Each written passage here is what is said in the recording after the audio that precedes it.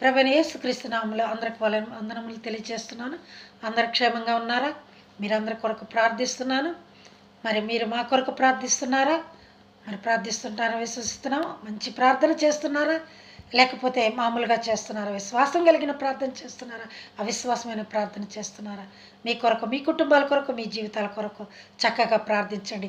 ఆనాడు అబ్రాము ప్రార్థన చేసి లోతు కుటుంబం, తన తమ్ముడు కుమారుడైన లోతు కుటుంబం రక్షించుకోగలిగినది. అలాగే మోషే ప్రార్థన చేసి ఆనాడు మన్నాను, ఆహారం అని ఆకాశము నుండి మన్నాను కురిపించుకోగలిగాడు ఇశ్రాయేలు ప్రజలకు. అలాగా అంత మాత్రం పరో నుంచి రక్షించుకోగలిగాడు. మరి ఎస్తేరు ఉపవాస ప్రార్థన చేసి తన ప్రజలను శత్రువుల బారి నుండి రక్షించుకోగలిగినది. అలాగే ఏలియా ఆసక్తి కలిగిన ప్రార్థన చేసి 3.5 సంవత్సరం వర్షం రాకూడదంటే ఆగిపోయినది. మరలా ప్రార్థన చేస్తే వర్షం వచ్చినది. ఏలియా ఆసక్తి కలిగిన ప్రార్థనతో ఆకాశం విన్నది, భూమి విన్నది. ఆకాశం వర్షం ఇచ్చెను, భూమి తన పంటనిచ్చెను, ఫలమునిచ్చెనని ఉంది బైబిల్లో, యాకోబు పత్రికలో. మరి ప్రియులారా, మీరు అంత విశ్వాసం కలిగిన, ఆసక్తి కలిగిన ప్రార్థన చేస్తున్నారా లేదా? యోనా కూడా సముద్రపు అడుగు భాగములు, చేప కడుపులో ఉండి, ఉపద్రవములో ఉండి ప్రభువుకు ప్రార్థించినప్పుడు యెహోవా దేవుడు యోనా ప్రార్థన విని ఉన్నాడు. తనను బయటికి రప్పించి రక్షించగలిగాడు. మనం ఎన్ని అగాధ స్థలములోనే, అగాధ లోయలో పడి ఉన్నా, మరి ఎన్నో శ్రమలలో ఉన్నా కూడా నీ ప్రార్థన తప్పక వింటాడు దేవుడు.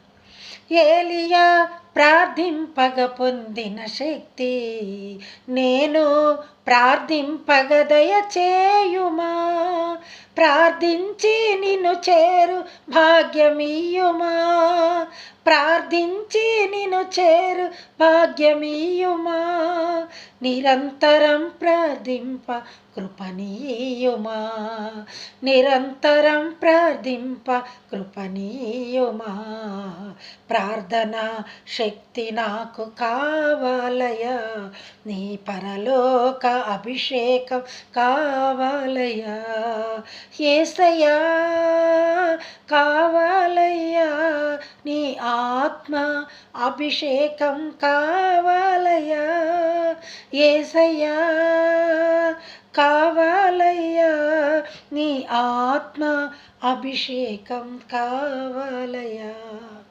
ప్రార్థనా శక్తి నాకు కావాలయ్యా, నీ పరలోక అభిషేకం కావాలయ్యా.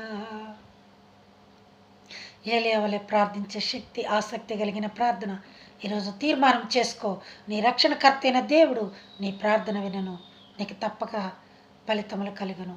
దేవుడు నిన్ను ఆశీర్వదించును. God bless you all.